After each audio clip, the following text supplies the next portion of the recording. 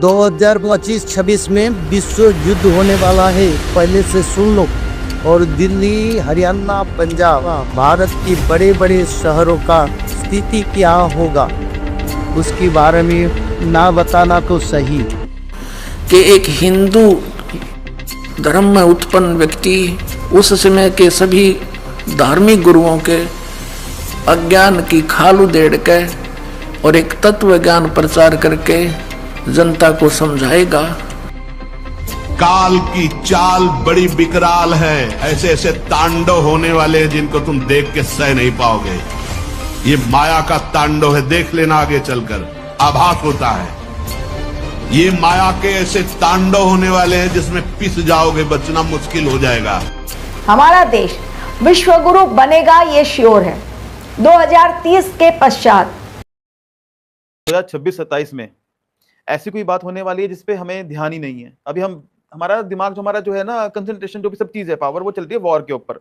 War हो गए, natural disasters हो गए, और इन चीजों पे चल रही है। 2026-27 में कैंसर बीमारी फैलने की बड़ा संभावना, ज़्यादा बढ़ने की। 2025-26 में लोगों का मेमोरी फेल होना, ब्रेन स्ट्रोक, हार्ट स्ट्रोक, और जैसे कई प्रकार का बीमारी आना, और उसके साथ साथ लोगों का मानसिक स्थिति ठीक नहीं रहना, परिवार में विभेद बढ़ना, और आपस में लड़ाई, मनुष्य में पारिवारिक हिंसा, पति पत्नी के विच्छेद, ये बहुत कुछ चीज़ें आगे बहुत बढ़ेगा, बहुत बढ़ेगा।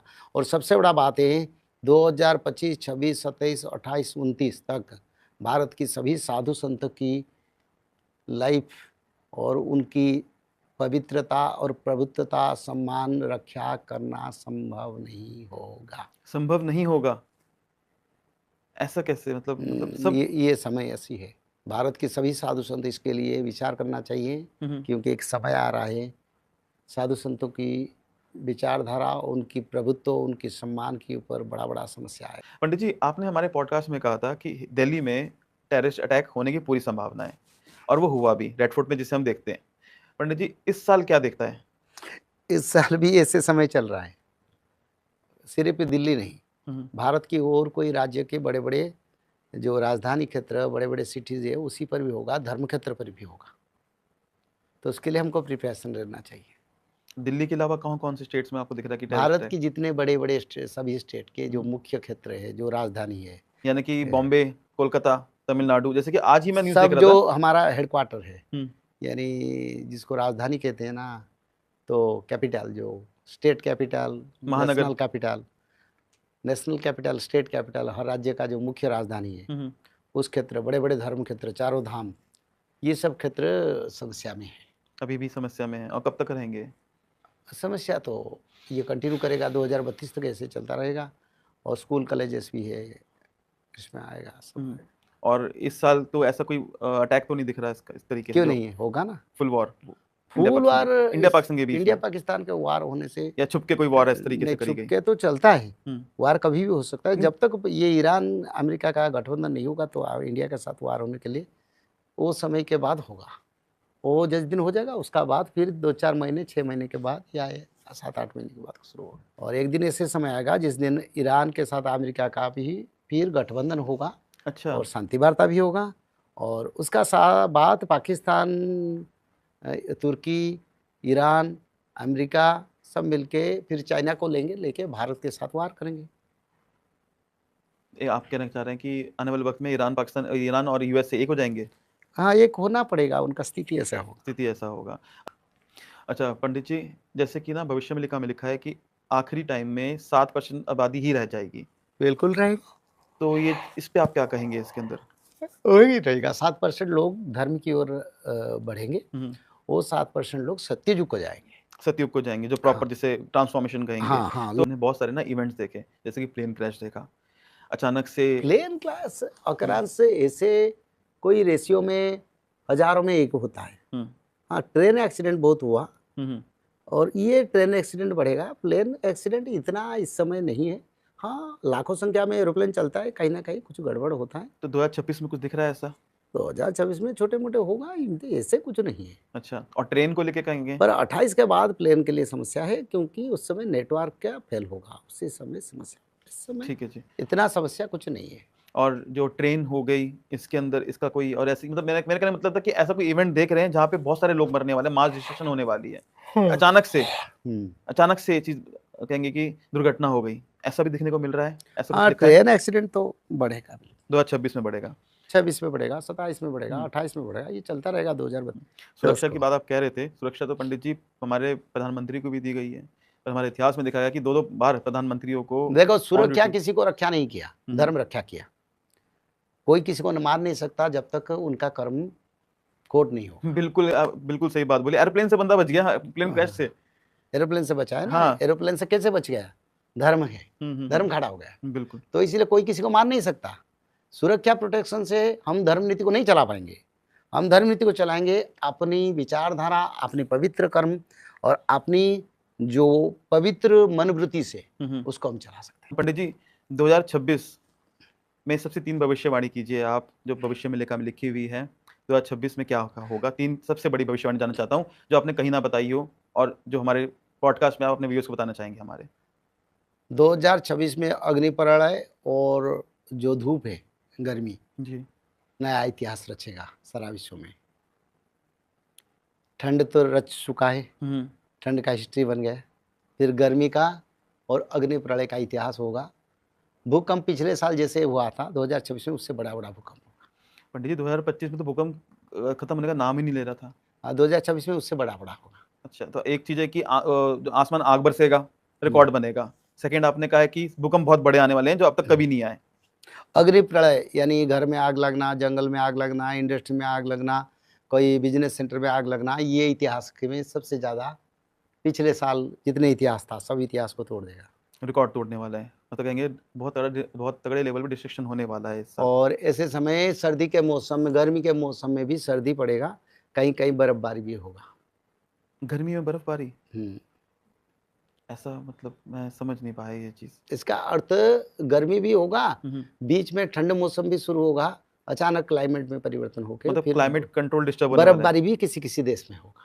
किन किन देशों में लग रहा है आपको गर्मी इसमें में? अमेरिका आ रहा है, इसमें हमारा उत्तराखंड भी आ रहा है, कश्मीर भी आ रहा है, मैदानी क्षेत्र मिड ईस्ट भी आ रहा है, कई देश का बात आ रहा है। जो देश विश्व में सभी देश का विचारधारा में आ रहा है, तो इसलिए सभी देश में का बात करता हूँ। हाँ, भारत में भी उसका प्रभाव आएगा। दिल्ली जैसा क्षेत्र पर भी गर्मी के मौसम में पहली बार आप लोग देखें, लोग ओढ़ रहे हैं, ठंड भी बढ़ रहा है। जैसे श्री नॉस्ट्रेडमस फ्रांस के एक भविष्यवक्ता ने 450 वर्ष पहले सन 1455 में, लगभग ये भी 600 वर्ष हो गए इसको, उस समय सन 1555 में इसने भविष्यवाणी की थी कि एक हिंदू धर्म में उत्पन्न व्यक्ति उस समय के सभी धार्मिक गुरुओं के अज्ञान की खाल उधेड़ के और एक तत्व ज्ञान प्रचार करके जनता को समझाएगा। सारी जनता उसका आदर करेगी, उसकी शरण में आकर के कल्याण कराएगी। ऐसे ही एक जय गुरुदेव पंथ चल रहा है, जो राधा स्वामी पंथ आगरा से निकला है और उन्होंने वहाँ जय गुरुदेव पंथ स्थापना कर ली। वैसे तो संत जी कहते हैं, तुलसीदास नाम है उनका, मथुरा वाले जय गुरुदेव वाले पंथ का। वो तो कहते हैं ये पंथ नहीं है, जय गुरुदेव तो भगवान का नाम है। बाकी हुआ भाई तो इनका है, इनका ज्ञान तो अब है नहीं। लेकिन ये तुलसीदास जो जय गुरुदेव पंथ के प्रवर्तक हैं, ये पूर्व जन्म के बहुत पुण्यकर्मी प्राणी हैं, बहुत पुण्यकर्मी प्राणी हैं। लेकिन आगे भक्ति ठीक ना होने से, शास्त्र अनुकूल साधना ना होने से इनकी पूर्व जन्म की कमाई अब बिल्कुल नष्ट हो चुकी है, भक्ति नाश हो चुका है इसका। सन 1971 में 7 सितंबर 1971 में इस तुलसीदास जी ने, जय गुरुदेव पंथ के प्रवर्तक ने, तब एक वाणी बोली थी। एक तो भविष्यवाणी होती है, वो नहीं, इसने वर्तमान की सतवाणी बोली थी कि एक महापुरुष होगा और पूरे विश्व में उसी का शासन होगा, जनता उसका बहुत आदर करेगी। अब मैं पहले आपको इसको पढ़कर सुना दूं, उन्होंने बहुत अच्छी तरह लिखा है। तो उस समय तक तो इसकी दिव्य दृष्टि काम करे थी और अब इसकी वो कमाई खत्म होगी। भविष्यवाणी करने में भी बैटरी डिस्चार्ज होती है, क्योंकि कमाई नष्ट होती है, किसी को आशीर्वाद दे दिया उससे भी कमाई नष्ट होती है। तो जैसे बैटरी चार्ज होती है इन्वर्टर की, और वो जब चार्ज हो चुकी है और उसमें से चार्जर भी हटा दिया, वो फिर भी काम कर रही है। और यदि आगे चार्जर नहीं लगाया हुआ है उसको, तो फिर क्या होगा कि कुछ देर तो वो चलेगी, फिर एकदम सब सुविधाएं बंद हो जाएंगी, वो बैटरी डिस्चार्ज हो जाएगी, ना बल्ब जगे, ना ट्यूब जगे, ना पंखा चले, यूजलेस हो जाएगी। तो यही स्थिति उन महापुरुषों की हो जाती है जो काल के फंस जाते हैं और पूर्व जन्म के पुण्यकर्मी प्राणी होते हैं। ये उनका दुरुपयोग करता है, परमात्मा के बच्चों को मिसगाइड करवाता है, उनकी कमाई नाश करवाता है, उनके सिर पर भार रख देता है, उनको भी दोषी बनाकर नरक में ठोक देता है, और उसके द्वारा बहुत सारे जीवों को भ्रमित करके अपने जाल में फंसा कर रखता है। यही स्थिति थी इन जय गुरुदेव पंथ के प्रवर्तक की, यही स्थिति थी शिवजाल जी की जो राधा स्वामी पंथ के प्रवर्तक थे, और यही स्थिति थी इन अन्य धर्म गुरुओं की है जो वर्तमान में शास्त्र विदिता कर मनमाना आचरण कर और करवा रहे हैं। ये समझ लेना। ये देखिएगा जय गुरुदेव की अमरवाणी, एक पुस्तक है जय गुरुदेव की अमरवाणी भाग 2, ये मथुरा में है ये पंथ इनका। ये है ये तुलसीदास जी, ये देखो ये पहला संत है राधा स्वामी ब्रांच में जिसने अपने साथ में दास शब्द लगाया है, नहीं तो कोई ताराचंद और कोई संग और कोई शिवजाल सिंह हैं। तो ये महान आत्मा थे, नम्रता थी इनमें, लेकिन ये फंस गए उस नकली के शिवजाल के राधा स्वामी पंथ के प्रमुख रागरा वाले के, उस अज्ञानी को परम धनी जानकर ये अपना जीवन नष्ट कर दिया। वो स्वयं भूत बना हुआ है, शिवजाल जी बुक्की में बोल रहा है, वह हुक्का पी रहा है, रोटी खा रहा है, फिर बुक्की में भूतों की तरह ब्रह्म माटी अपनी करवा ली, करोड़ों जीवों को और काल के जाल में ठोक गया। अब इसने क्या कहा, बाबा जय गुरुदेव, बाबा जय गुरुदेव जी महाराज, इसके हाथ भी गल गए हैं, इसके पैर भी गले पड़े हैं, बहुत बुरा हाल हो गया इसका, क्योंकि बैटरी डिस्चार्ज होगी, पुण्य खत्म हुए। प्रकाशक इस पुस्तक के जय गुरुदेव की अमरवाणी शाकाहारी सदाचारी बाल संघ से संकलित, प्रकाशक हैं दिव्या शर्मा, 88 साकेत कॉलोनी मथुरा उत्तर प्रदेश।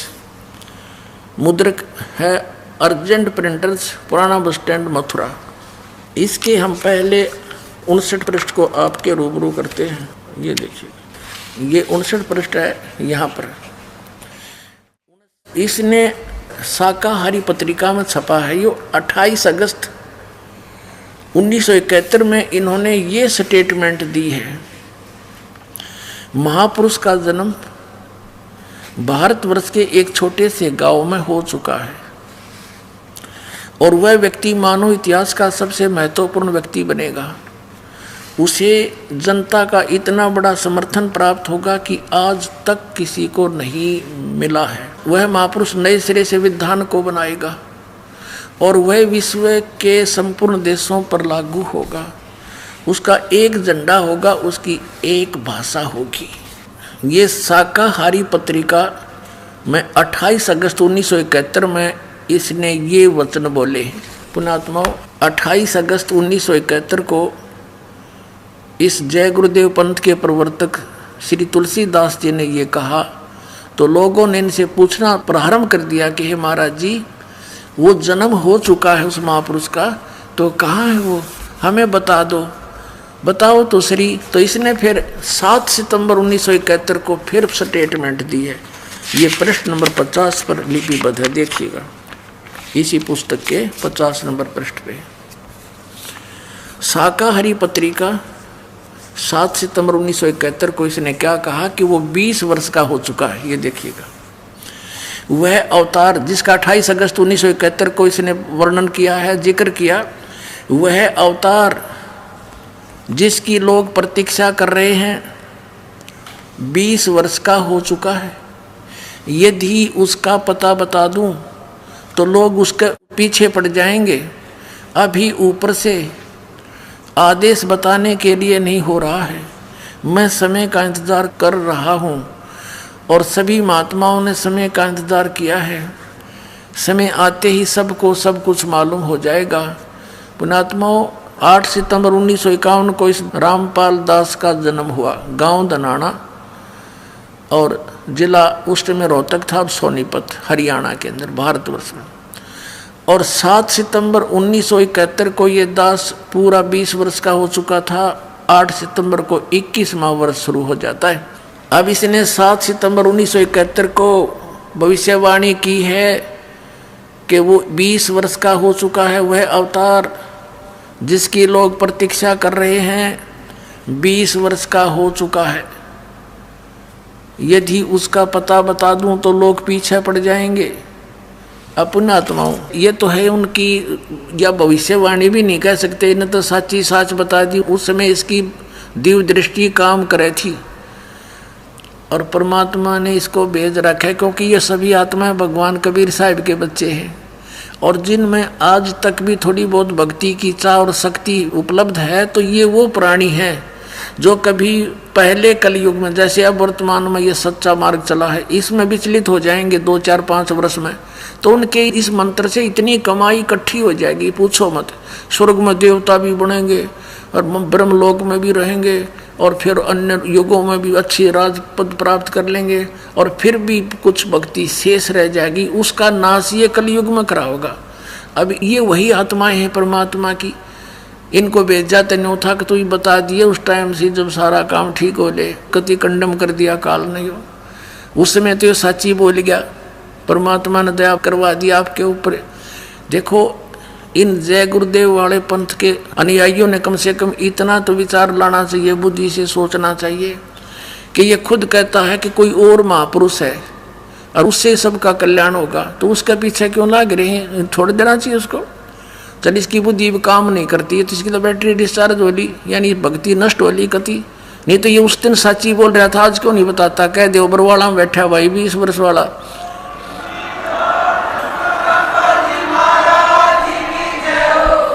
और जाओ लेकर उपदेश कल्याण करा लो, इसका भी बाहर मिटे, सिर पर धर दिया लाखों व्यक्तियों को अपने पीछे ला करके। अपने आत्माओं, ये तो ऐसी बात है, ये ना बताते तो भी ये तो होना ही है।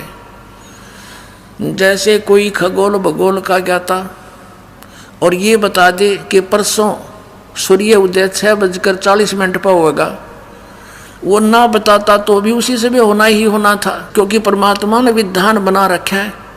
तो ऐसे ही परमात्मा ने 600 वर्ष पहले कबीर जी ने, पूज्य कबीर परमेश्वर जी ने ये कह दिया था कि जब 5505 वर्ष बीत जाएंगे धर्मदास, तब ये मेरी बात सच्ची होंगी जो आज कह रहा हूँ।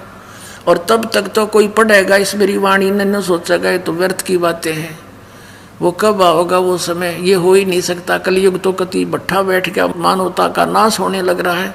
अगर आप ये वीडियो YouTube पर देख रहे हैं तो हमारे चैनल को सब्सक्राइब करें और बेल आइकन को दबाना ना भूलें। अगर आप Facebook पर ये वीडियो देख रहे हैं तो हमारे पेज को लाइक करें।